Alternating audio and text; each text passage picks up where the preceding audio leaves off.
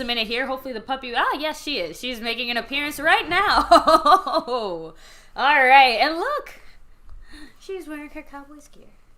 And that's actually why she's crying so much, because she doesn't like it.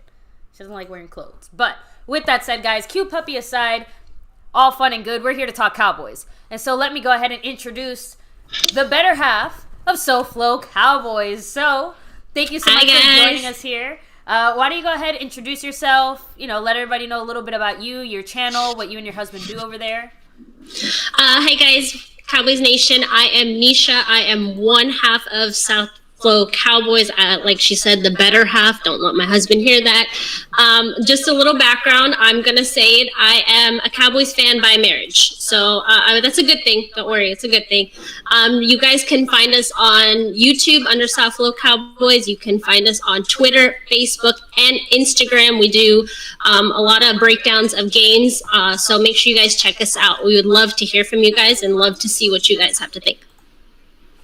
Awesome. So, of course, it's always great to not only be able to talk to a really great, knowledgeable Cowboy fan or Cowboy content creator, but, another lady who, with similar circumstances, we inherited our Cowboy love from our husbands, but that doesn't make it any less legitimate, right? Like, if anything, we're more diehard fans because we didn't have to love the Cowboys, right? But we do. No, we didn't, but we do, and I think it's good.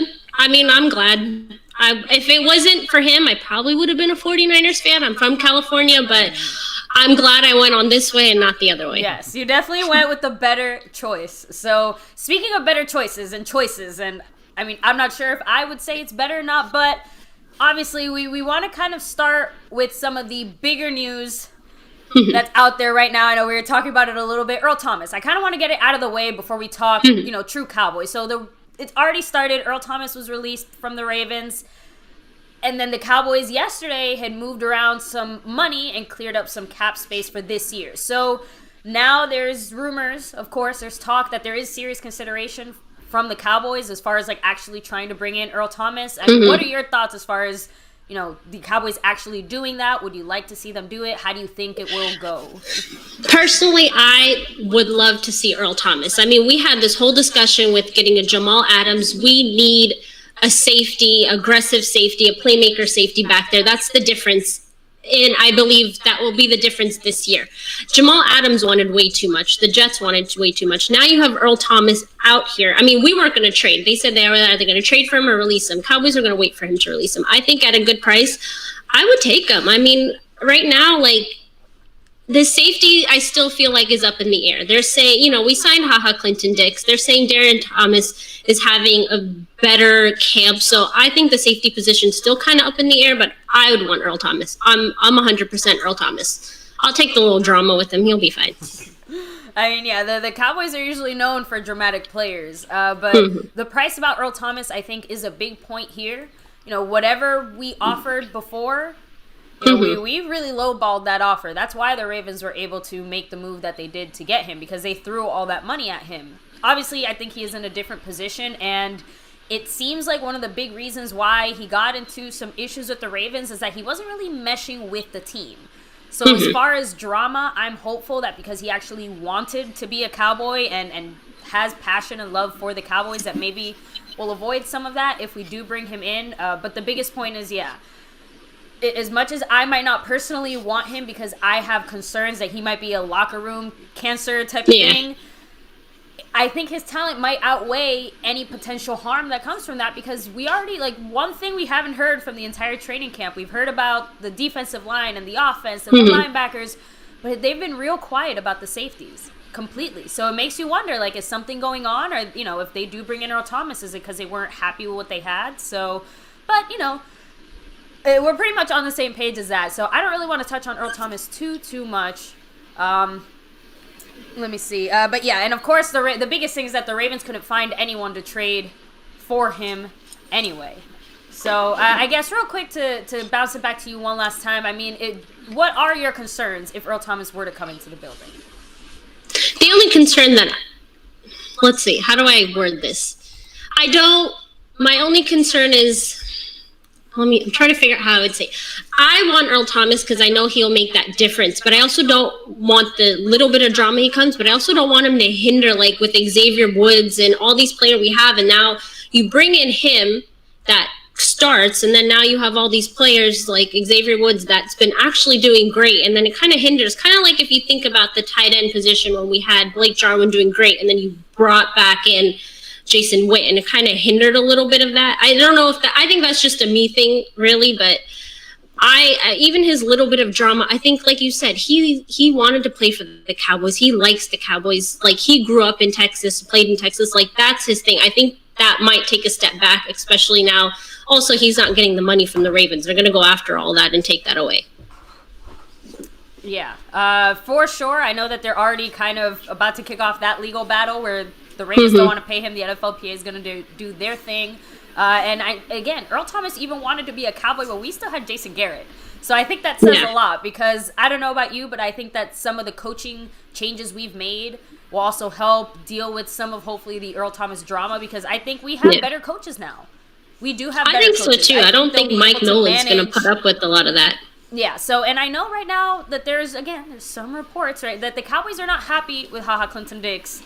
Expectations are not being met, and that, I mean, if Darren Thompson is out here outperforming him, it's great for Darren Thompson, very bad for the Cowboys, because he cannot be a starter.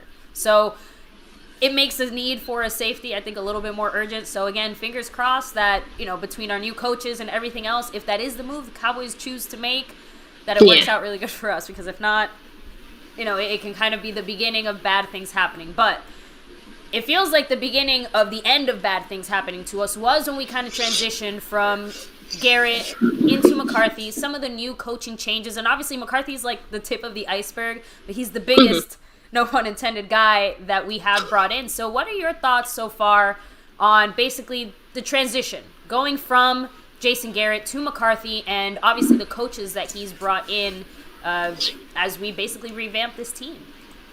I like everything. Like I said, I got into Cowboys by marriage. So Jason Garrett has been majority of my Cowboys life, I would say. I like that transition because if you see Mike McCarthy's demeanor, everything is about winning. Everything is about getting to the Super Bowl. Everything is, he's doing what he can to better the team. And we saw with Jason Garrett, his motto was always next man up, just fit, plug and play, I guess you would say. But with Mike McCarthy and the team that he's built and the experience with all these coaches, is he's trying to get the best out of each player. And I think that's what I like in the coach. That's what I love, that fact that he wants to get, like Aldon Smith, let's take him as an example. He hasn't played in 5 years, but he's having an exceptional camp, and they're trying to get the most out of him for what he can do, rather than just kind of plugging him in and doing what they want him to do. Does that make sense?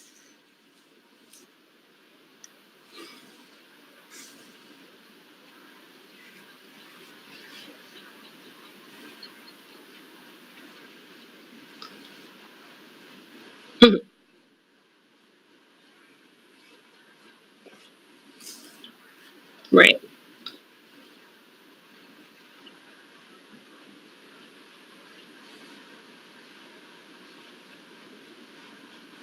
I think, honestly, defense coordinator, Mike Nolan. I mean, we needed a change. We needed a little more aggressive defense. I mean, we played so much like safe defense that I'm actually excited more about the defense than I am this year, than anything.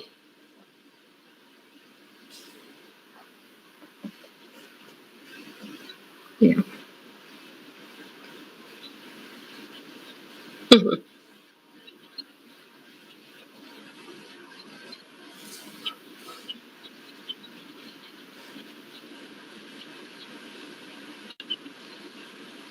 Mm-hmm.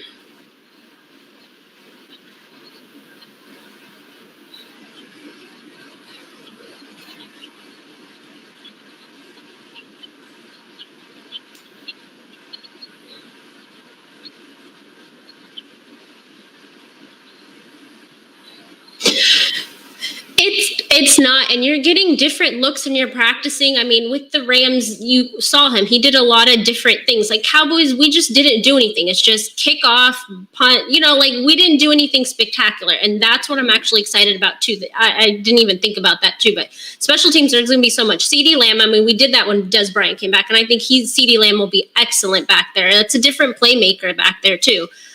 Just even like fake punts, like none of that. We don't even we never used to even practice any of that. And just even the idea of us practicing it, that thinking that at some point we can be in a situation to do something like that, I think is a whole difference for the Cowboys.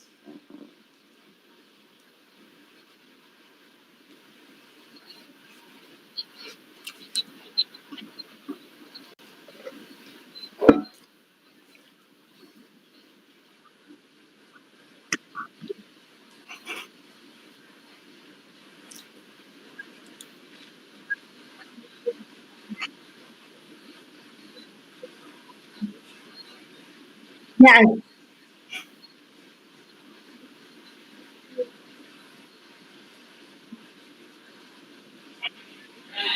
Everyone, I am Ruth the Truth. Ruth the Truth.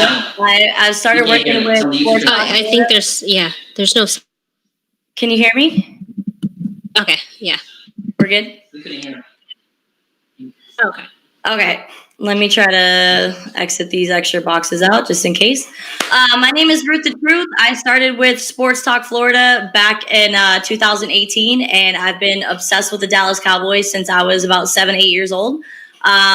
So yeah, you could find me on a few podcasts. I am on the Sports Arena every Monday and Thursdays, as well as Set the Sails, where we talk about Bucks, everything that talks about Bucks Florida and Florida sports. On Monday nights, I be going live at 9 p.m. So that's where you guys can find me. I am also launching a new podcast next Wednesday, 2 new podcasts. One is called the Tom Gronkowski Show. We'll be talking about the transition of Tom Brady and Rob Gronkowski from the Patriots to Tampa Bay. And then I will be also launching another podcast called Beauty in the Cleats with my fellow co-host, Kaylee Chakowski. We'll be talking all things sports and be interviewing some great guests. So thanks for having me, ladies. I got to know, though, what part of Florida are we at? I'm in Orlando.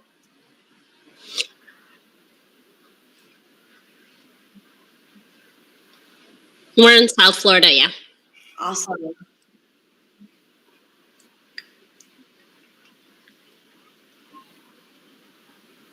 Definitely. Yes, I'm actually planning on going to the Dallas Cowboys and New York Giants game. So, yes. That was our plan, to go to Dallas and Giants, but we're not sure with the whole COVID thing. But definitely next year in Tampa, we'll be there. Yeah, for sure.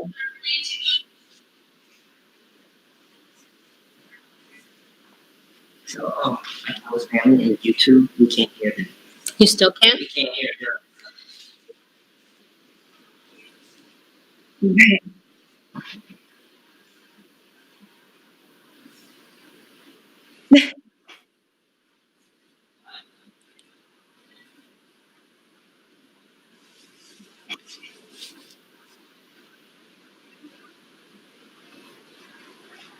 Right. Well, there are a few landing spots for Earl Thomas, but I'm hoping that he could find a home in Dallas. We could definitely use him, and we are building our roster to have a great offense. So I think Earl Thomas would be a great addition to the team.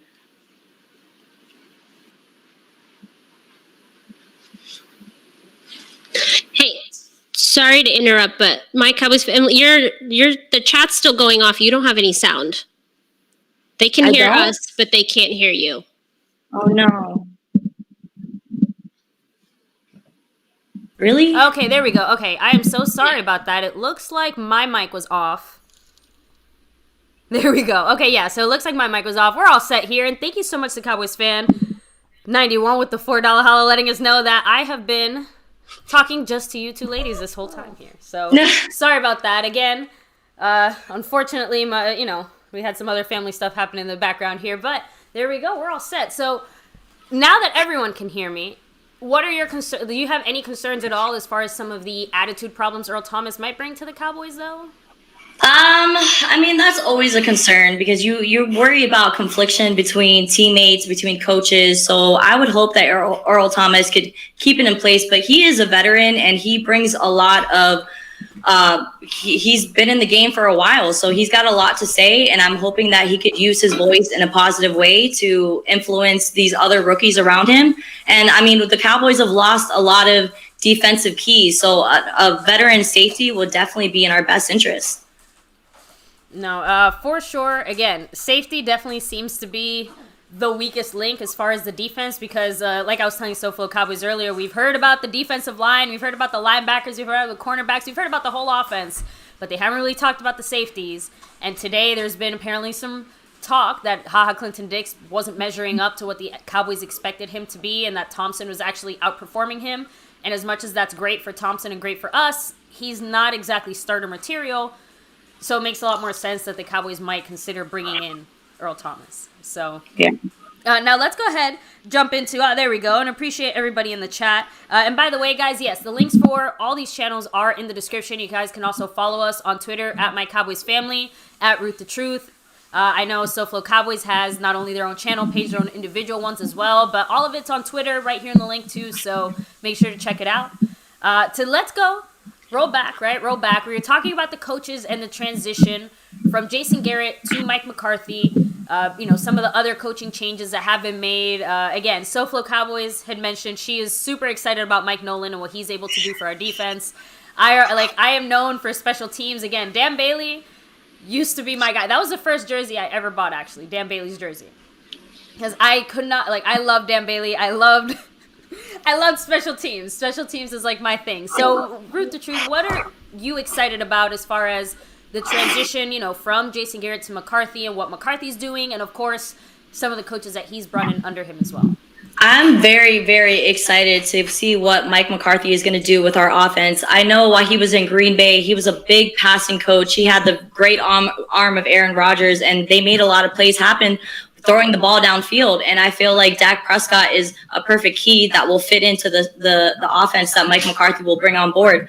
I am glad that Jason Garrett has gone to the New York Giants so we could play them 2 times, and the Cowboys are already going to expect the offense that Jason Garrett is going to bring. So I'm very excited to see the matchup, and I think Mike McCarthy is going to bring us a Super Bowl.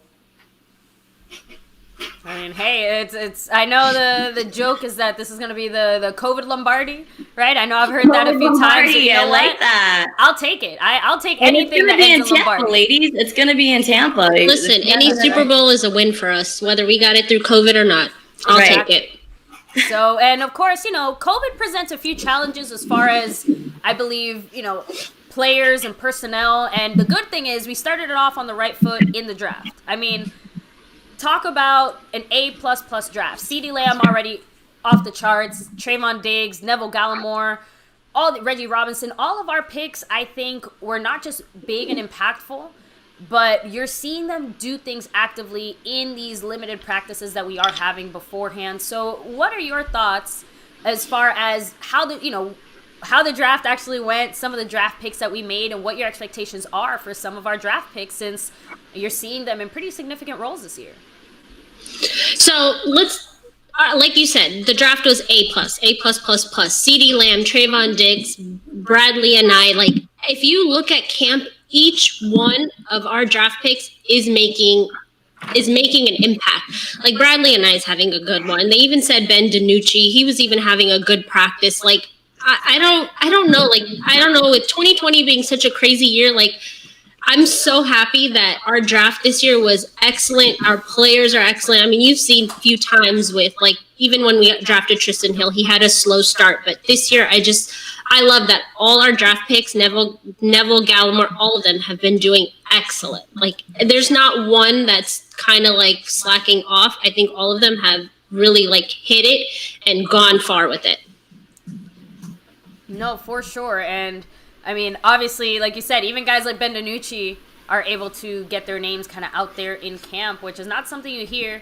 And it's a huge plus that Tristan Hill seems to have been able to turn it around a little bit. I'm still that's the only one that I'm coaches, are you blowing smoke up my ass? Because I'm not sure I'm buying what you're selling on that one, because they're telling us that Tristan Hill is on the iPad and watching film and like messaging and texting and really involved.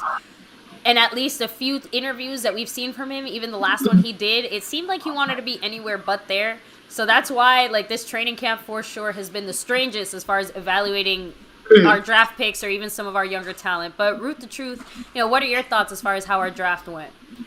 I think the draft was absolutely excellent. I think we made some great picks on the offense and defense side of the ball. Adding CeeDee Lamb as a wide receiver, I think, is going to add more weapons for Dak Prescott. I mean, you have Amari Cooper, you have Michael Gallup, you have, the list goes on and on. I'm seeing that each of these wide receivers are going to have a 1,000+ yards this season. And yeah, I mean, picking a quarterback was something I wasn't expecting them to do, but I mean, it was our last draft pick. So I think it was something that maybe is kind of necessary when it comes to making draft picks.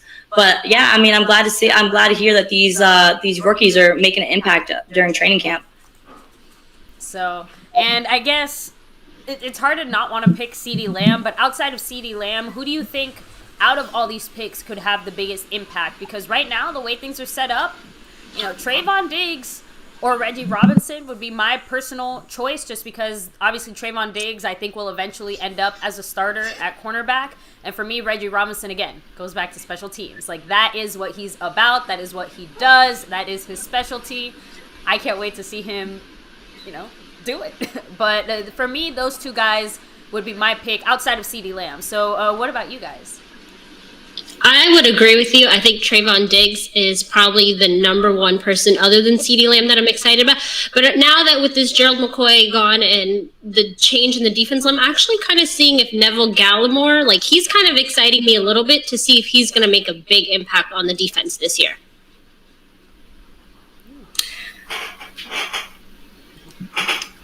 Yeah, I agree with you completely. I think Trayvon Diggs is going to make a definite impact as cornerback. I mean, we saw him do great things for Alabama, so that's somebody I think is going to be like shooting off for the stars. And another pick I would say, I mean, other than CeeDee Lamb, maybe Bradley Enney from Utah. I mean, I didn't really see much of him in college, but I'm hoping that he's going to make a great impact. But you already know that CeeDee Lamb is going to be the number one out of everyone. So, and of course, at least the one that I think might be a little bit more towards the end part of the season, maybe Tyler Biadasz, just because I do think Joe Looney's definitely the starter. He's starting day one. Joe Looney's that guy, but I do think the Cowboys might, again, either due to COVID or injury or just, hey, we just want to try it, right? They might try him at center sooner than you think, because I do think the clock is kind of ticking as far as, like, Joe Looney. Like, we love Joe Looney. I think we have him for, is it 2 years or 1? I'm not sure. I think it's 2. 2. Yeah, so the point is that we still want to make sure that, Tyler Biadasz is at least getting some reps, and I'm pretty sure we've heard some, like, I don't want to say rumors, but I know that we've heard at least a little bit of talk that the Cowboys were almost treating week 1 as kind of like a preseason game, in the sense that you might see more players just because we haven't had any snaps before. So it just, again, I don't know how much truth there is to that, but I still think we might see Tyler Biadasz dominate maybe later in the season if he's given a shot. Of course, Travis Frederick is a big loss. As great as Joe Looney is, that's still a downgrade. So much love for Travis Frederick and all he did, but hopefully Tyler Biadasz is the future, right? I think so. I mean, as we see the offensive line aging a little bit, with Travis Frederick retiring earlier than what we expected, I think Joe Looney's going to have a little bit of competition. And the good thing I like with this year, with all the depth they've been having that center, is you don't know what happens with COVID too. What if Joe Looney does end up getting it and now you have to rely on him? I think that's a good thing too. It's good that we're playing everybody and seeing how everything works out, because you don't know who's going to end up playing each game with what's going on with this season. Yeah, I got to ask you, ladies, how did you feel about Gerald McCoy being cut while he was, having a procedure when he received that injury during training camp? Not only was it during training camp, but it was day 1 of having pads on. I got to know, ladies, what are you thinking? I don't know. Soflo, go ahead, you first. I was a little disappointed. I had high hopes for Gerald McCoy in this defense, so I was very sad. I mean, I understand the business side of it. They're going to let him go. He even had an injury clause in his contract, so I was just very disappointed. And it's like the first day, like you said, like first day of pads, like you expect injuries, but I was not expecting such a big loss so early in the training camp. And do you think it had any impact on him going on First Take and making those comments about Jerry Jones's silence towards social injustice and the flag? I think those are two different topics. Like Jerry Jones is a business person. I don't like, how do you describe him? He's not going to get into this whole social issue. He's going to be all about football. And, you know, and he has like you see him in the media. One thing he says, it goes on for days. So I don't know. I don't know with Jerry. I really don't know with Jerry. So, look, the one thing I will say is, and actually, Ruth, you'll probably know a little bit about this, because when he got hurt, before we knew about the injury clause, all we knew is that he was hurt, and we knew the type of injury, that it was like the quad tendon or whatever. And I remember saying, that seems like a really strange injury. Like, you know, usually when you see players get hurt like that, it's like an ACL or an MCL. And I remember someone in our chat said, oh, no, he's always been healthy. And someone mentioned, no, he got hurt with the Bucks. I looked it up. He dislocated his kneecap back when he was playing with the Bucks in like 2014, 2015. I don't remember the exact date. But the thing is that I wonder if, again, because of that dislocated kneecap or something, if that's why he did have those quad tendon issues, and that, again, he knew it. The Cowboys knew it. Like you said, it's just the most unfortunate series of events that for him to actually get this specific injury, it happened 45 minutes in like the second day of practice. We didn't even get the chance to see him. But the money worked out really well because the way that the clause was structured, I think we only ended up paying him like 2-3 million or something. So $3 million, yeah, $3 exactly. million. And the best thing is, or not best thing. Let's start. We would have rather had Gerald McCoy, but we at least get a 6th round pick back because we had lost one when we picked him up. We were supposed to get one for Jason Witten. Now that that's not happening, obviously we get that 6th round pick, and I think we save this year like $3.5 million, a little under. So obviously the most ideal thing would have been to have Gerald McCoy, like point blank period. But since we don't have him, that's why we cut him, and it just made more financial sense for everyone involved. And at least according to Jerry, supposedly, they are going to try and talk to him again next year to try and bring him back. But they said the same thing about Alan Hearns, and he ended up obviously not coming back the next year. So you never know. I don't think that door has been completely closed. But I think both sides kind of knew it was happening, and I think if you go back to McCoy's like first original statement after he got hurt, I think he already knew he was going to be cut because the way he carefully phrased it, he already knew what was going on in his contract as well. So I don't know, just I want to not believe it has anything to do with the anthem because Jerry is first and foremost business, and he's, at least in the last few statements he's made, it seems like he's trying to do his best to work with the players and make sure that, their voices are heard and respects them. But at the end of the day, it is about the football for him, so I can't really blame him when he wants to just kind of keep it football. So. Absolutely. But here we go. And guys, of course, here in the chat, we are going to be taking a few questions in a few moments here, but we do have to talk about, obviously, I feel like the impact of COVID on this year and this season. We had a lot of big expectations. Like pre-COVID, I think a lot of us, just between the few changes that had already happened, were really excited to see. But, McCarthy already said a few things that he had to really change up the way that he was expecting to do training camp. And they're changing it every day because it changes every single day. So what are your thoughts as far as how the Cowboys have handled the COVID so far and managing it, how they are planning to manage it in the future, and basically what your thoughts are on what happens if we start losing players to COVID, how will we handle that as well? Well, I think it was a great idea for them to put the players in some type of bubble scenario for training camp, just to avoid any players being able to catch COVID while in training camp.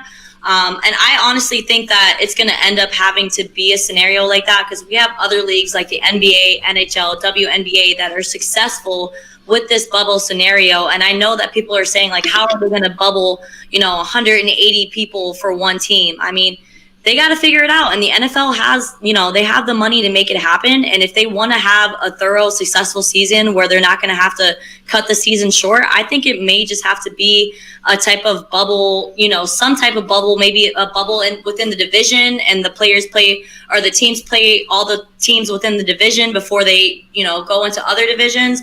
But I mean, it's 2020. Who knows what's going to happen? I just know that the NFL is going to need to have some type of season, because it's going to be too much money lost if they go silent throughout 2020.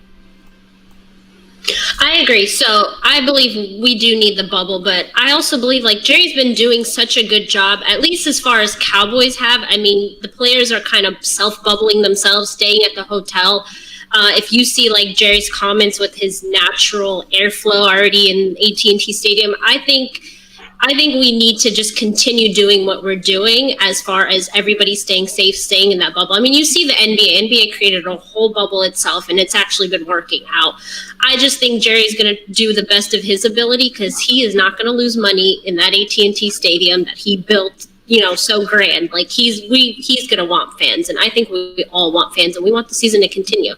I think as far as how we do team-wise, I'm kind of happy. Like we have such depth that I'm not worried, but if somebody does, get sick and out, we at least have kind of developed these players behind all the starters to be able to just kind of fill in. So I think Cowboys are doing a great job. I just hope that all the NFL, I mean, there's little issues right now happening in like the northeastern part with false positive tests. I think that's it. I think it's a lot of the technical issues is going to be a big problem.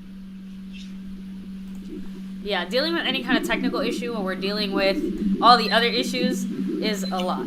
So wait, real quick, bring it back. We got dogs on the screen. Hello. Yeah, dog-friendly day, guys. I just got home from work, so my dog is like, being obsessive over me because I just got home. So our dog hears like the beat for the streams, and she's like, "Oh, it's party time," and you just see her running. Run back and forth. Oh, so okay, so. Honestly, I don't really want to think about COVID anymore. I know. I'm over it. I don't want to talk about it anymore. So it's non-existent. Let's talk about one of the few good things that has come out of some of this insanity. So, I mean, we've actually been having a good training camp. I would say it's been a good training camp, as weird as it is. And we've been hearing, again, lots of good things about the offense, the defense, special teams. What are your thoughts as far as how training camp has gone so far, and some of the players that have really stood out to you?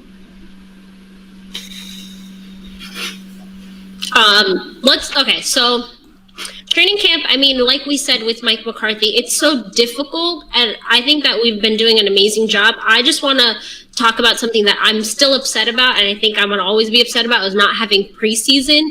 So, like we said, we're going to treat, hopefully, I mean, like you said, the rumor might be that we treat game one as a preseason, but I think there's a lot of adjustments that we've been doing that have been great, like padded practice, outside practice in the mornings, like things that we've never done before, because you have to take into consideration, we don't have preseason, we don't have all these abilities to test out all these players. But I mean, I'm so like over this whole COVID thing. I wish it wasn't there, so we could have had like a natural training camp, if you would say, or a normal training camp. But I mean, some of the players, like we said, we're talking about like Tristan Hill kind of making somewhat of an impact. I mean, like you said, we don't know if it's 100% what they're saying, but again, it might also be the fact that you have a different coaching style. So maybe that might be making his impact too. But I'm just excited. CeeDee Lamb's having an amazing camp, and Trayvon Diggs is doing awesome.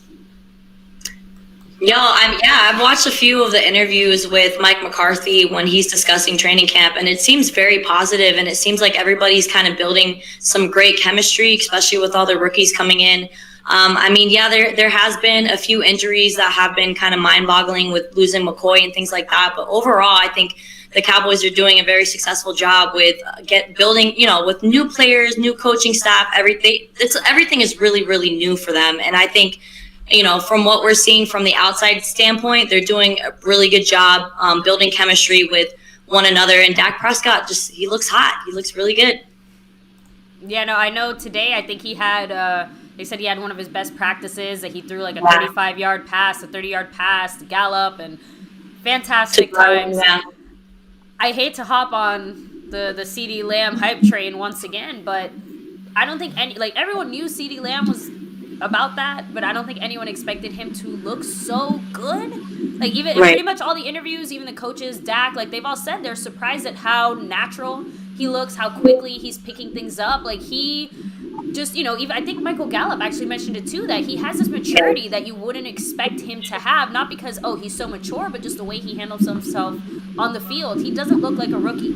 He looks like he's been doing this since day one, and the NFL is not something you usually walk into looking like you've been doing it since day one. So I can't believe we hit it so out of the park with CD Lamb, and again, just bringing everybody else up. Amari Cooper's looking good, Gallup's looking good, and Blake Jarwin, I'm excited to see what he's going to be able to do. But I know there was one guy who's caught Francis Bernard, there we go, a linebacker. And it's not so much that I think Francis Bernard is going to be the greatest backup linebacker ever, but it's the fact that we're catching interceptions even, right? I know it's super minor, but even that, like we couldn't even catch interceptions in camp way back in the day. Like even in this half-assed training camp, at least we're making a few moves, at least we're doing something, we're seeing progression in the secondary, in the D-line, and, just all of it. It's great, and I like the aggressiveness that it seems like we're seeing from our defensive backs, which is a little bit different, right? Like we're going for the ball, we're looking at the ball, we're attacking the ball.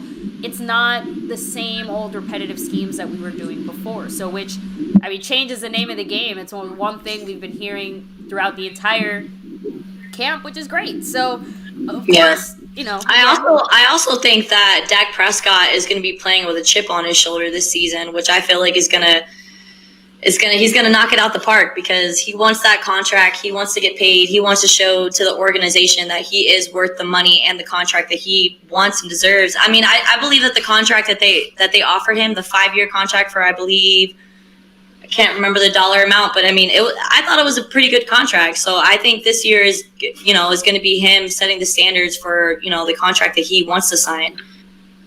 No, it does seem like they were closer than we think. The Cowboys didn't seem like they wanted to budge from whatever that number was. I can't remember what it was off the top of my head.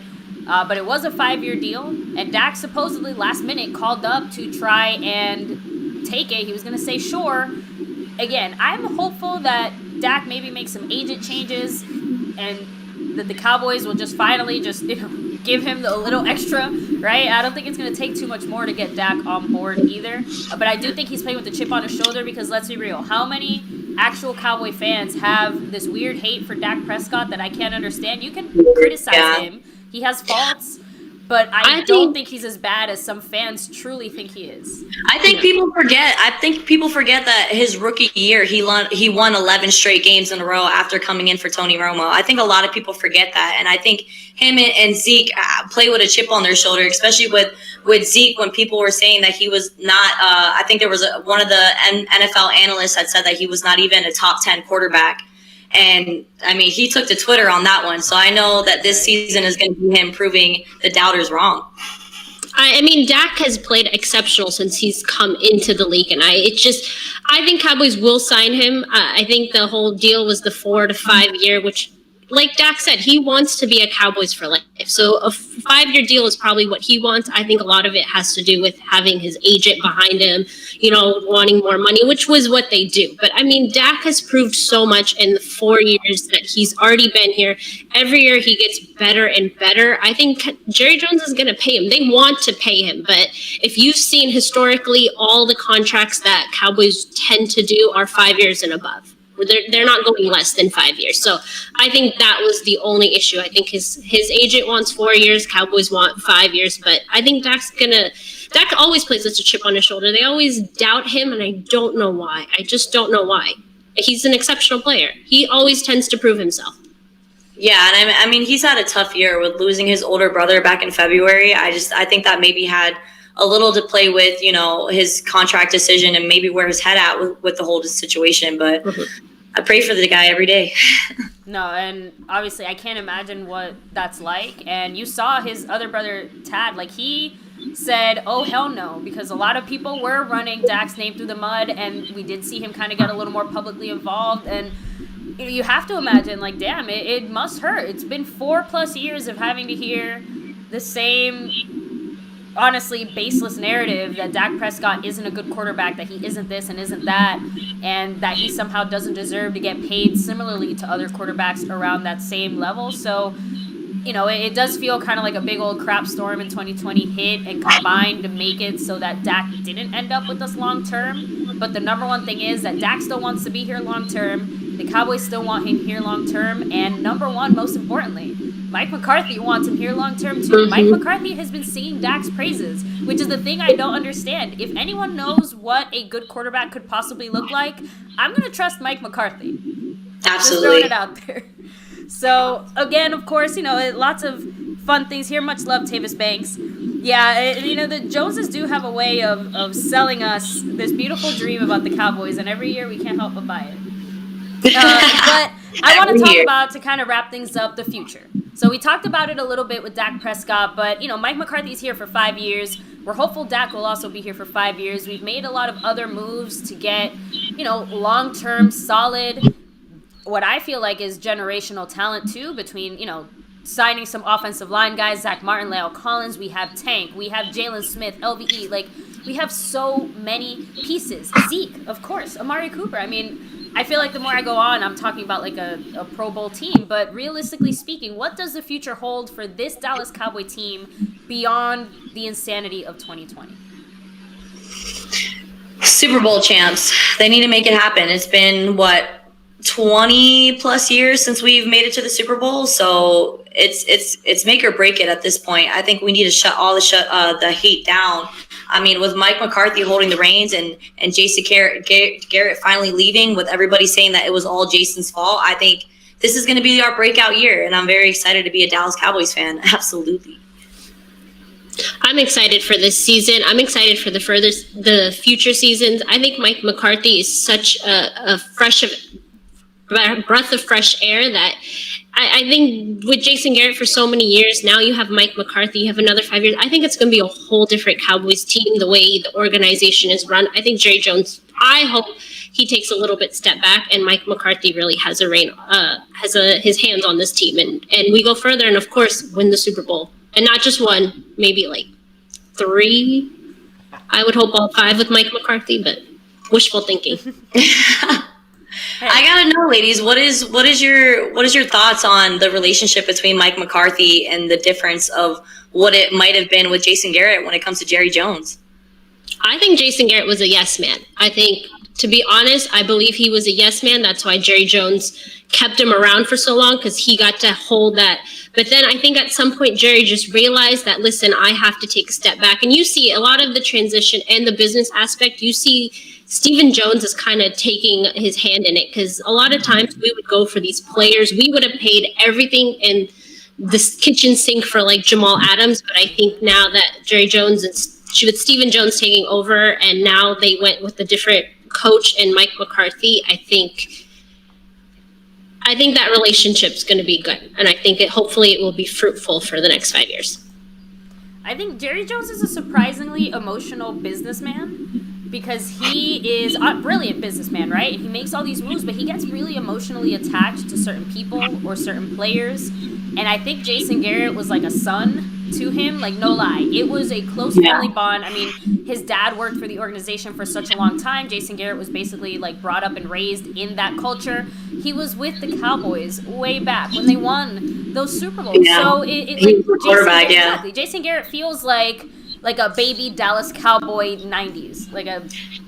He's the personification of all that there, and I think Jerry Jones got very much swept up in a lot of fantasy around Jason Garrett because, again, he seems to be a very intelligent and brilliant mind, and also a fantastic scout who brought Dak Prescott to the table. Like, Jason Garrett brought Dak Prescott to our attention. So you can see where Jerry Jones might have been, I don't want to say misled by Garrett, but blinded by Garrett. And yeah, Garrett was definitely a yes man because he would do anything for Jerry Jones. And obviously, like, they both, it just wasn't a functional relationship. I feel like, especially with football, like, there has to be, like, you have to have boundaries, you have to have rules, and sometimes when the coach says something, that's it.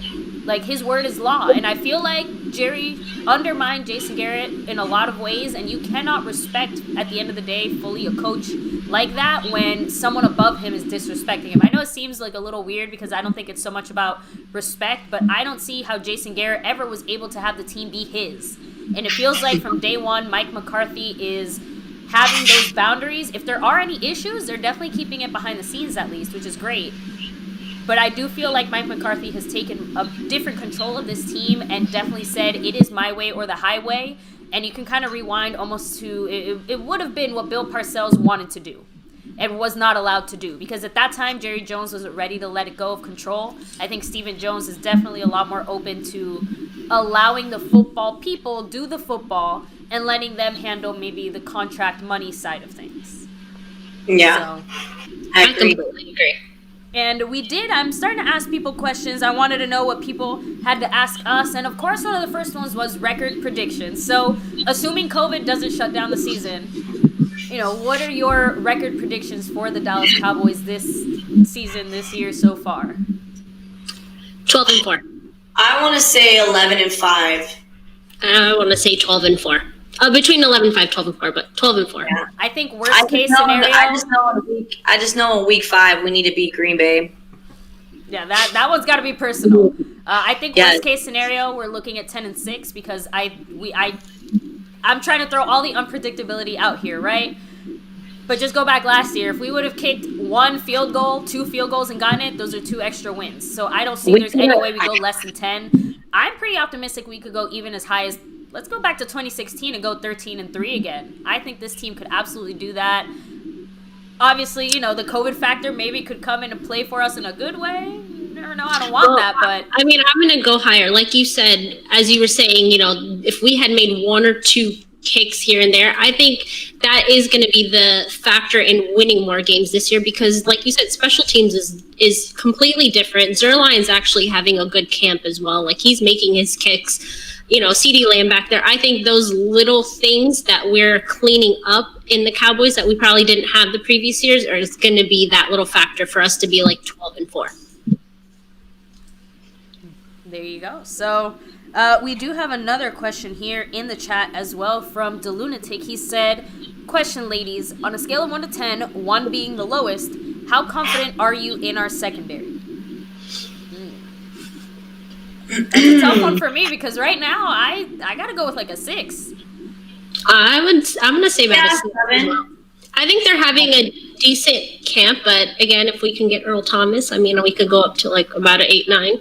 Yeah, Right. I think a lot of it has to do with I've heard a lot, but I have not seen enough for me to feel confident in saying, oh yeah, like we're a 7. Our quarterbacks is one thing, but start backing it up a little. I'm getting a little worried there. Oh, what about you, Ruth? Yes, I believe in our secondary. Absolutely, I would rate them about a 7, especially if we were to add Earl Thomas as a safety. At one point, the Dallas Cowboys had the best defense in the league. I believe in 2017, we had the best number 1 defense in the league. So I'm confident that we can get back there. There you go. And of course, the one thing that might be a little bit of a factor, coaching. Not just in the secondary, hoping improving it, but just to kind of rewind it on our overall record, right? Our coaches making better decisions, putting the pieces in better spots to win, I hope. So let me see, because I know I saw one more question. Sorry, guys. I am running with no glasses here, so I gotta zoom in a little more. Let me see. Where was it? There we go. There we go. So DeLunatic also said, how confident are you with Looney versus Aaron Donald in week 1? And will we have over 100 rushing yards against the Rams? Yes, we will have over 100. Yes, absolutely. That Rams game, that's week 1, right? Mm-hmm. I believe week 1. Yep, we kick it off in their new stadium. What's it We gotta called? come out on fire, and I believe that Zeke is gonna come out with guns blazing. So I think he's gonna have over 100 rushing yards each game. So I believe so too, and I think you add a little bit of extra of Tony Pollard in that game. I think we're gonna definitely have over 100 rushing yards. See, don't call me crazy here, but I think he might not, but for a good reason, because he's going to have some receiving yards as well. I know they want to mix it up. I don't know how exactly it's going to look, but we might see Zeke fall just short of 100 because maybe they're balancing it. Like, maybe they are using him a little bit more in the receiving game than you might expect. And again, just because it is the Rams and the way they have their front D-line set up, I want to see what they wanted to do. I don't like that's it. I feel bad saying that Zeke's not going to get 100 rushing yards. Like, it feels wrong even saying it. But I think the way the scheme is set up, like, he might end up with 99. Okay, it might be like 99, but it's because he's making it up in the air a little bit, and of course with Tony Pollard in there as well. You know, he's going to take like just enough to make it so that Zeke might not get to that 100. So, especially week 1, where even though I think Zeke's going to come in guns blazing, you know, we're still like figuring out a lot of things. And Zeke overall, like if you look at the past 4 years, and not knocking Zeke at all, but he tends to have slow starts to the season. Like week 1, week 2 tend to be his slower games, and whether that was Jason Garrett, coaching, usage, scheme, whatever, you know, I wonder if it'll play out similarly this year. Well, let me ask you. So, like you said, he may not get to 100, but I mean, I'm thinking about now we have adding CeeDee Lamb, so you're taking out more players towards the receiver. I think that kind of takes a factor, and he might end up having more yards because now you're spreading the field more too.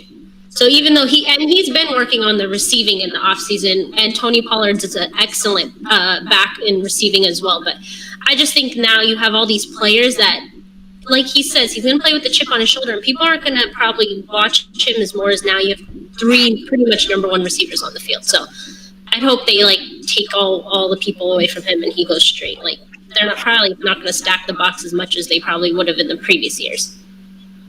Mm-hmm. So let me see. We also have a question from Cab52. Oh, this is a good one. Should we try Everson Griffin at 3 tech?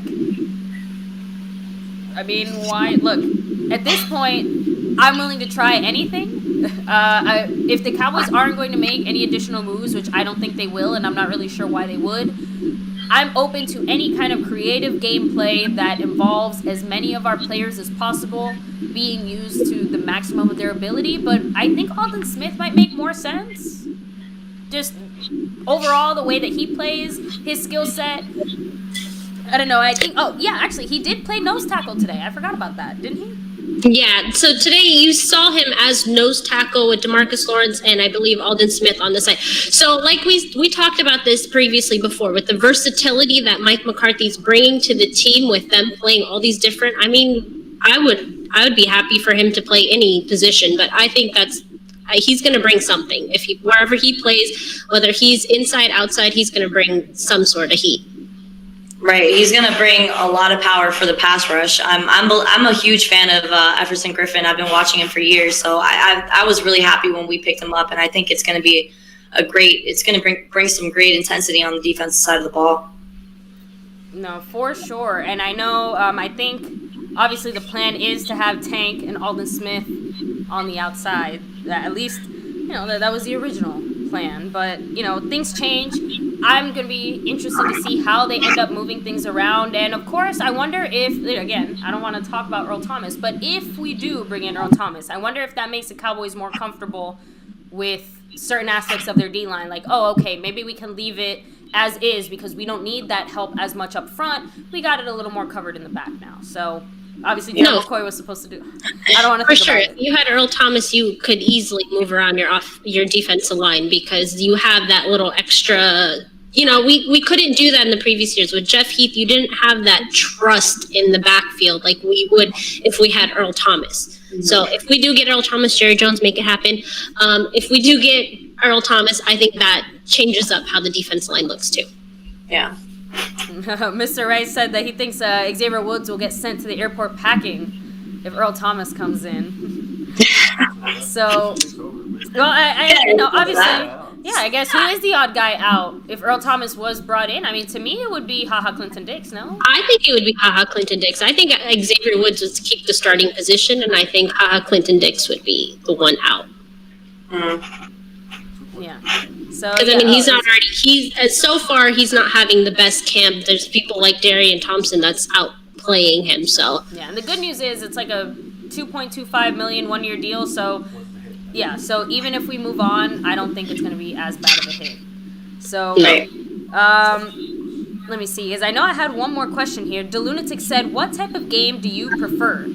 A shootout or a defensive battle? Now, what do you mean by a shootout? I mean, for me, that means 30 plus points probably on each side, right? Like you gotta actually put some points up if you want to have a shootout. So yeah, no, I like a big scoring game. I like points being added to the board. So I'd bring on the shootout. I think I like a defensive battle. I mean, I know our offense is going to score points, but I mean, we're just not used to seeing the defense win the games for us as much as we have. But unless I had, it also depends. I mean, you all saw the shootout with Romo and Peyton Manning like a few years ago. So unless you had a Romo, I would like a shootout. But I think defensive is what my thing is. See, I feel like obviously shootouts are a little bit more fun because you get to cheer for your team, but I feel like on a technical football level, the defensive games are more fun just because, again, even though your offense maybe isn't doing as much as you'd want them to really see your defense, like, usually, obviously in this scenario, like, shut down an offense and just not allow them to get anywhere. At least for the Cowboys, we usually don't do that. So those games tend to be more special for the Cowboys, more rare. The offensive games are just more fun to watch. Let's be real. Like, who doesn't want to see, Zeke in the end zone and hopping into the bucket or, doing all the dances they do? I don't know. It's fun. It's fun. So, let me see. Now, Prince Jackson has a question here. With Jalen doing so well now in pass coverage, do you rethink his defensive pass rusher role? So, we saw, I mean, he was keeping up with, oh my goodness, was it Gallup, I think, or something? Like, they had him covering all sorts of people out there. Like, he is moving really fast. I don't think we've ever seen him this fast before. So do you guys think that they might decide to not use him as much as the designated pass rusher, use him in more coverage situations now? I mean, if he's doing a better job with the coverage situation, I could see him sliding into that role and that being his main focus. But I mean, if the guy has talent, you move him where you need him, honestly. I agree. I mean, he's done an excellent job rushing, being a pass rusher. He's also done an excellent job, like you said, in pass coverage. So we're going to use him where we need him and where he's the strongest. Right, and it's always good to have those players that you can move them around like Monopoly pieces, So, I mean, it'll be different because him and LVE have swapped so we'll see how that works out. For sure.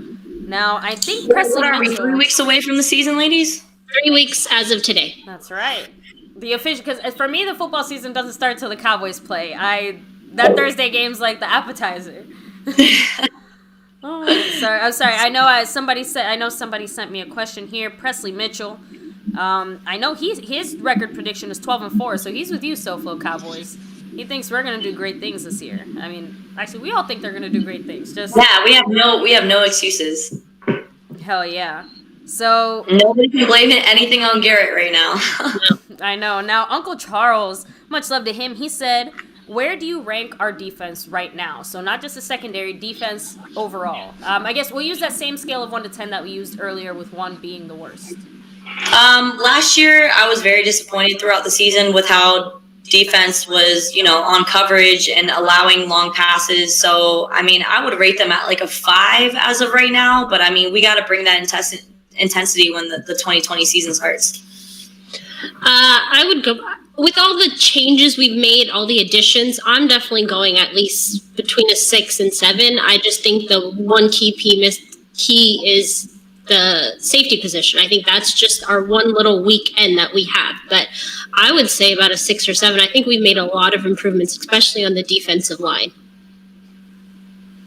No, I think the D-line alone I feel like earns it another point. But again, the fact that I haven't been able to see anything, and you can say whatever you want about the defense last year, they were definitely a 5. They were average. If anything, they might have been below average the way they played certain games. But I feel like some of the additions we've made already, we're already at a 6. And if we can do what we are expecting them to do, even in the beginning of the season, easily a 7. I don't know if we'll ever really get past that, just because I feel like I have to be realistic about the players we do have. We have a lot of young players, a lot of untested rookies. We're implementing a lot of new schemes. Adding a veteran like Earl Thomas would help me feel a lot better about that. But overall, I would say 6 right now.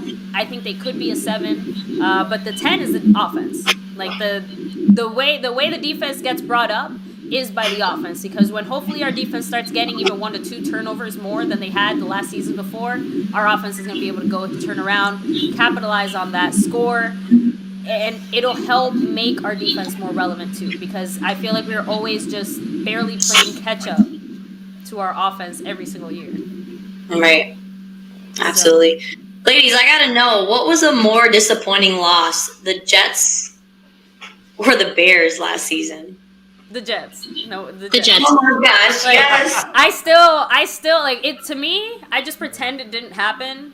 Thankfully, I don't know any Jets fans. How do you lose to an 0-5 team? I know. How do you lose to an 0-5 team? Like, he had mono. He just started practicing that week. And I don't care how many players. I don't care how many players are sick on our side. Okay. I don't care that we're missing 2 offensive linemen. I don't care Amari Cooper was hurt. I don't like. At this point, I don't care if half the team was sick and out. Our backups should have been able to beat them. I'm like, the whole game was an embarrassment, and it highlights the way that... I think Jason Williams scored a touchdown in the last, 2 minutes of the game. So when they took that touchdown away, I was like, yo, this is rigged. I feel like we're never... And I feel like last year we were just never prepared. Like, you think, okay, it's an 0-5 team. No problem. We got this. No, that's not how it works. You still have to play competitive football, too. And it's still mind-boggling, like an 0-5 team. Well, right. Even the games we won last year, I mean, I remember when we went to that Giants game, how pissed off we were for basically the first half of the game, because every single game last year, even the games we won, we started down. They had to score a touchdown first. We had to catch up to them every time and then come back and beat them. It's like we're allowing ourselves to be beat first by ourselves, then by the other team. We beat ourselves so bad, we let the Jets beat us. It was the same thing when we went to the Miami, the Dolphins-Cowboys game. That was our first game in Dallas. Like, the same thing. Like, how are you losing in the first half to the Dolphins? Like, with Fitzpatrick as a quarterback. And then we always kept playing catch-up. Like, I felt like the team was never prepared to dominate. Right.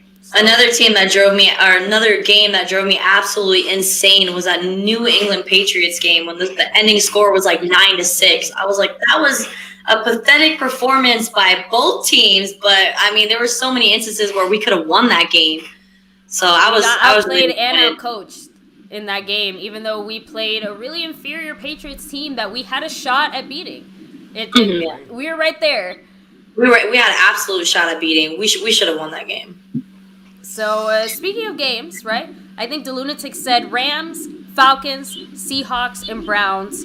What record are you looking at the first 4 weeks? I mean, I'm sorry, the Seahawks don't have, they're no more Legion of Boom, no more stadium shenanigans. Like, this is an equal playing field. I don't think they're going to allow fans in any of the stadiums, because I don't see how, if you're in Seattle or New York or, you know what I mean? Different states, different places have different regulations. I don't think it's fair to, have Jerry, as much as I'd love fans in AT&T Stadium, I don't think it's fair for Jerry to have them, and let's say even the Eagles don't have them, right? Like, either no one has them or everyone does. So Seattle loses one of their big advantages there already. I think it levels the playing field.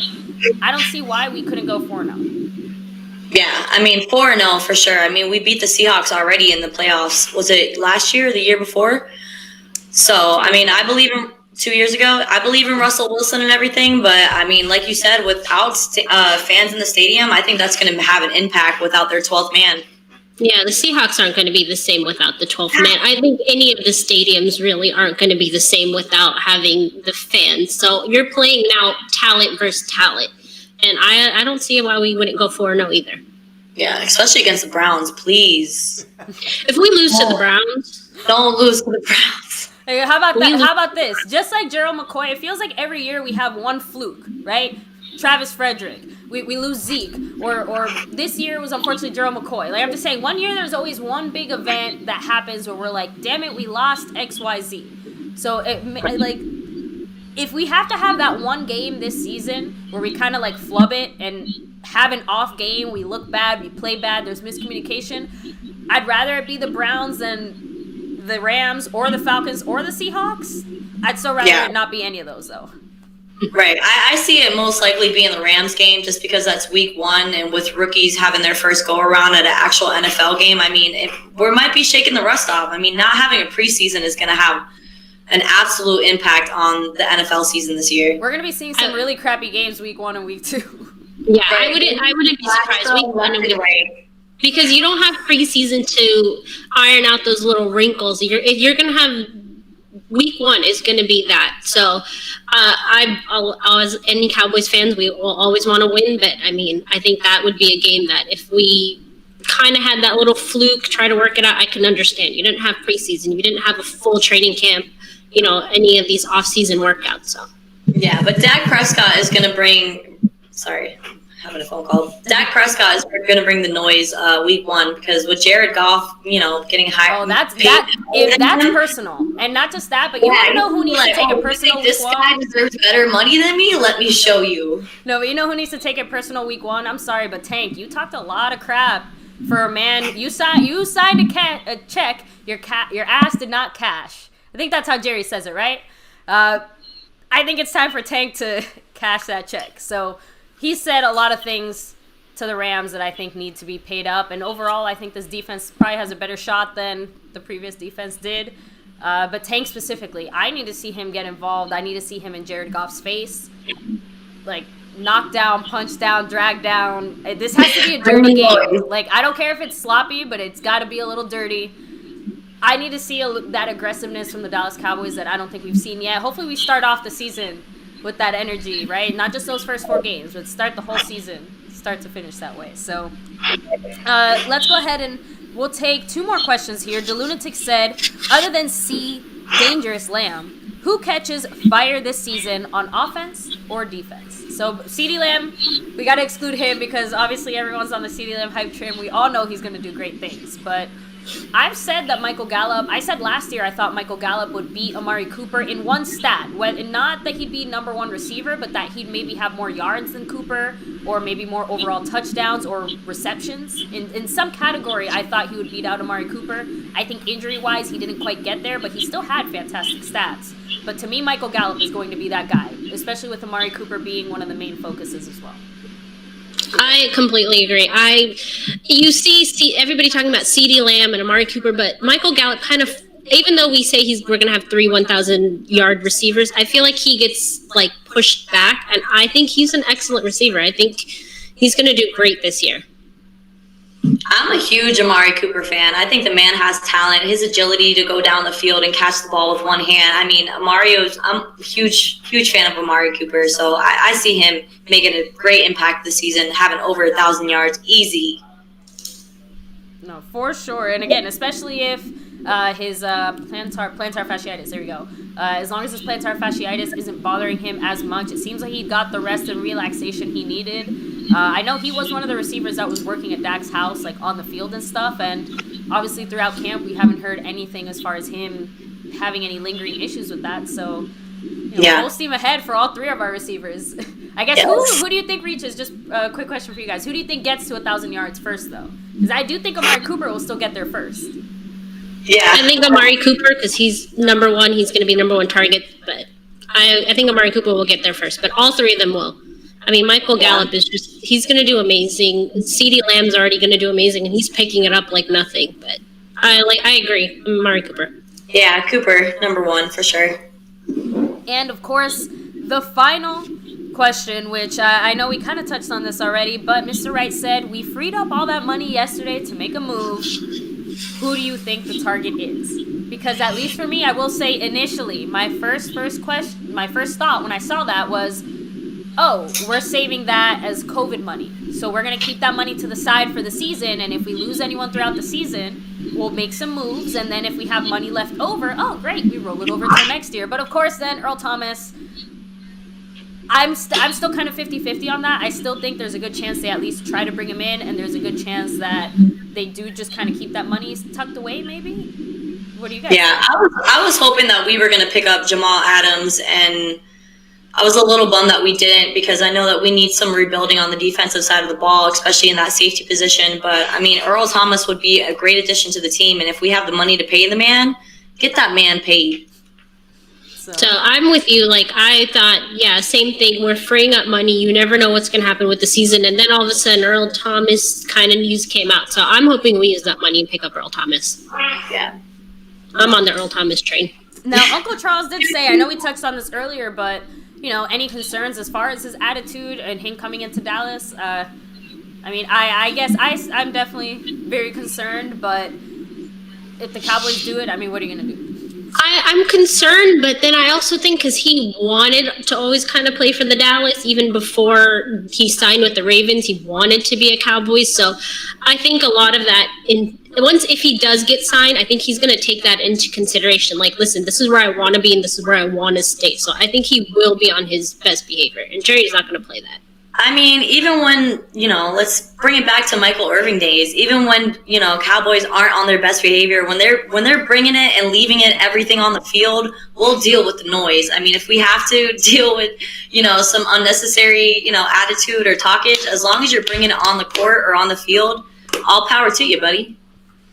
There you go. And okay, so I actually am gonna do one final question. I'm sorry, we can never just wrap it up like this. But your favorite Dallas Cowboy player of all time?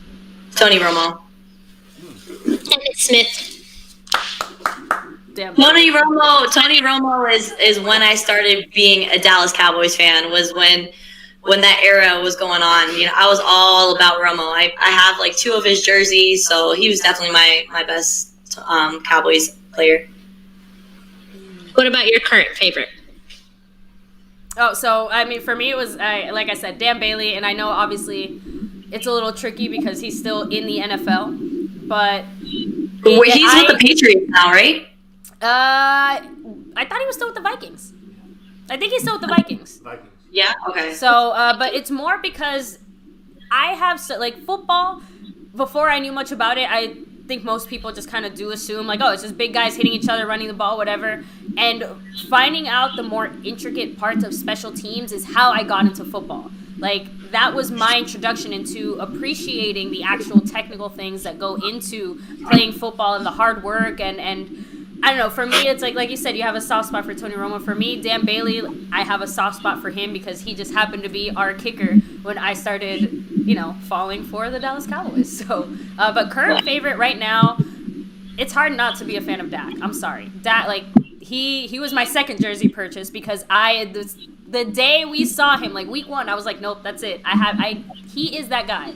Even though he didn't do that great, and obviously the whole first year he played, he did do fantastic overall. Something about Dak Prescott, I just felt like, damn, like he really has it. I don't know what it is, but he has it, and I hope he stays a Cowboy. And we just saw him continue to develop and grow, and I'm a big fan of Dak on the field and off the field. I love the man. I think a lot has to do with his personality and his leadership skills. I mean, he reminds me of a Troy Aikman, and I feel like he is that quiet guy, but he's going to speak up when needed. He's going to put players in place when they, you know, need to be put in their position. And I think Dak Prescott is just overall a great guy. I love Dak. You never hear issues with him off the field. No, everybody loves him. Why he demanded, you know, this heavy contract, because you have Zeke, you know, making a fool of himself out off the field, having it. Oh, funny story. You know that situation in Las Vegas at that music festival? Yeah. I was at that festival. Man. When I saw the headlines the next day of what happened, I was like, I was in the same. Zeke. I was within a mile of Zeke. Like, how did I not? It blew my mind. But yeah, I mean, Dak Prescott holds himself to a very high standard, and I think that's what's going to help him make himself a Cowboy for the rest of his NFL career. I think he's just a humble person off the field, on the field. I wanted Dak from the day we were drafting him.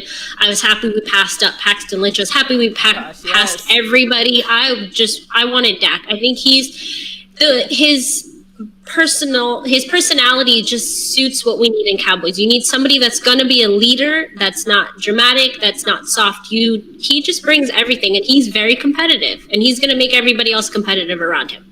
Right. Yes. Again, Dak, we knocked it out of the park with Dak Prescott. It's probably the final good thing Jason Garrett did for us. So thank you for that, at least. And Ruth, you slipped earlier. You called him Jason Carrot. We do it too. I didn't even realize this. Because it's natural. He exemplifies a carrot. He was a vegetable. Okay? Mr. Clapper. Jokes aside, though, first of all, thank you guys so much. for joining us here, for talking Cowboys, taking time out of your nights. I know we're all very busy, but we love this team. And I guess a little birdie told me, I know I'm Dominican. So I know we were some talking in the chat too, but I know I'm Dominican. I don't know if you guys want to share a little bit of your backgrounds as well. Yo soy Dominicani, Boricua, baby. There we go. I'm Indian, East Indian. There you go. So Nice. I don't know what you guys want to eat, but we have all of it. Okay? What part of New York are you from? So my mom's side of the family is from the capital. My dad's side is from Moca. Okay. My mom is from San Pedro Macorís. She actually dated Sammy Sosa in high school. Damn, so old school. There you go. Yeah, when my mom told me that, I was like, Mom, why did you break up with him? And she was like, he's a cheater. And I was like, you should have stuck it out. I was saying, I mean, you could have at least signed the paper. Right, exactly. No, she was like, he kept cheating on me, so I left that boy. And I'm like, well, aren't you regretting that now? Oh, so again, it's so great to see because, again, yes, obviously, you know, times are changing. Women love football. And not only do we love football, we know football. We're passionate about it. And we also play football. I play football, and I could have played. I want to join like an all-females league because I have an arm, and it needs to be put into use. I would be the spirit of a football player. I probably break somebody's arm. How much I tackle. Right. Oh yeah. So like I said, I have the spirit of a football player. My husband and I, we coached our kids' flag football team several seasons, but that's the extent of my football skills. So we won that a few times. Yeah, we were back-to-back champs and all that, but nice. I can't throw, I can't catch, but it's okay. We all have different skill sets. Can we take a second to talk about another Dallas team at the very moment? They just won in overtime. Luka mother effing Doncic he took over that game. Yo, I'm sorry. That was part of the reason why I was late coming on the show, ladies. I had to catch that overtime last few minutes, and I'm a huge Clippers fan, so Luka just put a dagger in my heart. But man, that was a Dame Dollar shot for sure. And again, the fact that he was banged up and was able to still do all that. And just imagine if Porzingis was playing. Oh, it would have been a wrap. It probably wouldn't have even gone overtime. It would have never gotten to that point. Yeah, as much as I love the NFL and football, like the NBA is my baby. I don't know if you guys see, but I have a basketball hoop like hanging from my neck. I've been playing basketball since I was like 6. So I'm trying to see if there's going to be any local WNBA teams in the state of Florida because your girl is trying out. Hey, let us know. You know, we'll be the first ones cheering you on. It's really surprising that at least, you know, obviously South Florida, you guys do have the Dolphins there. You got the Heat, but Central Florida, I think, is really missing the sports. You got it in Tampa, you have it in Jacksonville, you have it down south in Miami, but you know I feel like that middle area is very underrepresented. Orlando had a short skip when the AAF league was going on. We had the Orlando Apollos. I had the pleasure of covering the Orlando Apollos, and we were undefeated able to go to a game. For most of the season. Yeah, we were undefeated for most of the season, and you know because of the league folding, we were still crowned the champions because we had the most.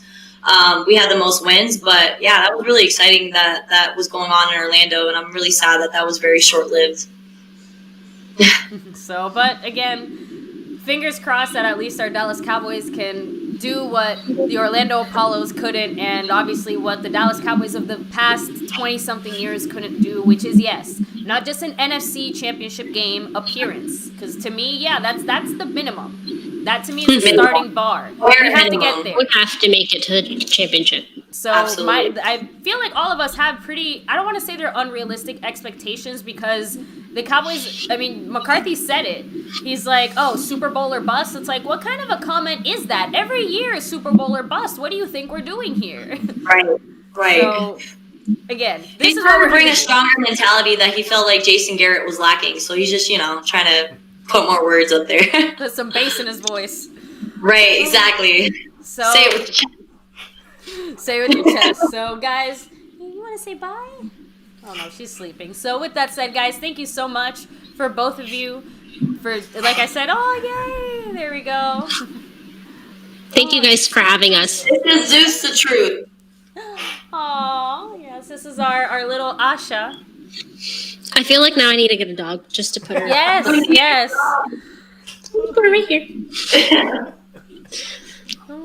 There, we say she kind of looked like Zeke when we first got her as a puppy, so she was almost a Zeke if she'd been a boy. Oh man, she is sleepy. Well, guys, again, I am that pet parent who bought Dallas Cowboy gear. She has a leash, she has the collar, she's got it all. So, oh yeah, that's right. She has her toy. She has the Dallas Cowboy toy. So.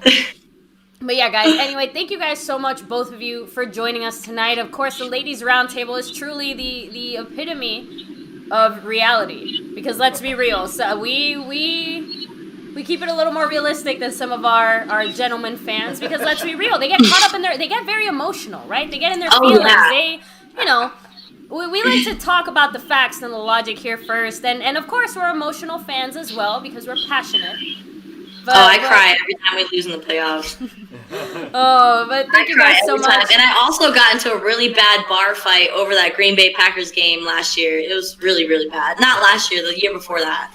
Guys, I'm banned from the Avenue in downtown Orlando. Wow. Oh, well, thankfully, I know Mr. MCF is banned from one location, but I believe it's in Kissimmee, not here in Orlando. And that was from that was before me, thankfully. So... I'm pretty sure at some point, if you're not a Dallas Cowboy fan that hasn't gotten into a fight, if you've been out in a bar, like... you're not really a fan. Yeah, we won't go to the bar for those reasons. We'll watch it at home. Yeah, wearing this jersey makes us a magnet. I'm not going to lie. Yeah, people come to us and they just want to start problems, but... And it won't even be like a fan of the team that we're facing. It'll just be somebody that's in another division that just wants to run their mouth. And, you can't do that around me. Look, it's the 5 rings bring a lot of jealousy, so we're used to it. But thank you so much, SoFlo Cowboys. We have Ruth the Truth, guys. Go ahead, give your final outros, your shout-outs. Let the people know where they can find you at, what you guys are doing, and, the social medias, all of it.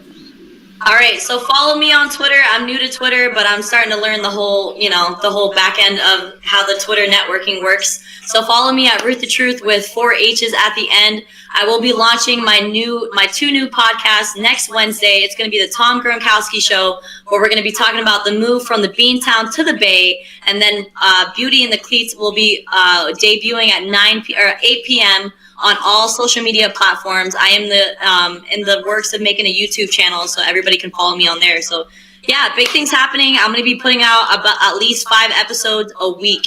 So you're going to find me on Set the Sails, Sports Arena, Beauty and the Cleats, the Tom Gronkowski Show, and as well as Dallas Cowboys for Life on YouTube. Awesome. So thank you so much, Ruth.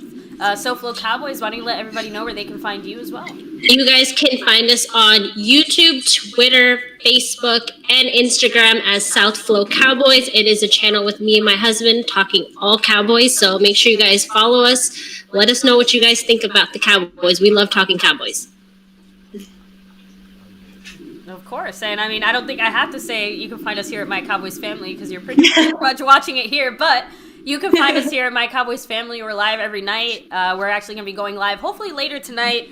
Again, not exactly sure when. Before midnight Eastern, though. Gotta get some family stuff done here now. But thank you guys, both of you lovely ladies, for coming on here and talking Dallas Cowboys with us. Thank you for having us. Hopefully we'll be able to. You ladies are influencing me to step up my game for sure. No, and we have to though. We have to be visible because people want to deny our existence, but I'm sorry. You go to the stadiums, it's basically half women. Like, it's not just the guys cheering their full heads off or getting into bar fights or whatever it is. Like, this is about football, and football to me is about life. It's everything and everyone. All you have to do is rep your team the right way and back them up, support them, call them out on the BS, right? But stick by them and obviously cheer them on as they hopefully get to number 6 this year. But once again, you guys know I can't leave this off. I know it's just me this time, but the number one thing why we're all here doing what we do.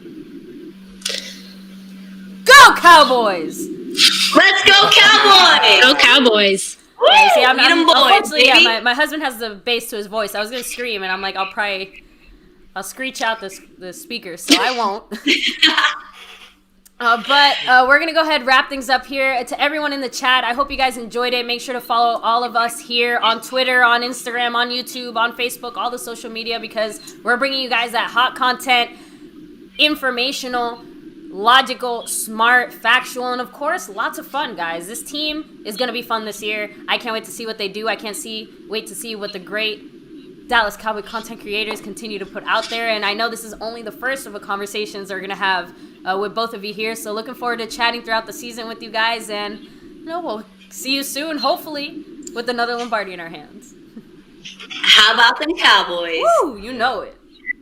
So have a great night. Thank you guys, you too. So, all right, so we're going to go ahead. Let me see.